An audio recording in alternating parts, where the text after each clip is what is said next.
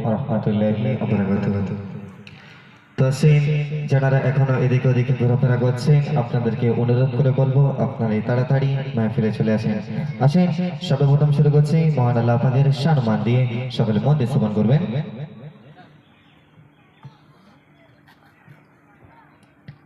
আকাশে জমিন আর চাঁদ সিতারা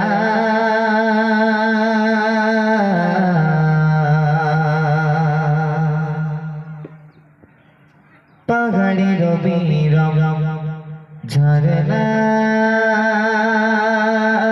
ধারা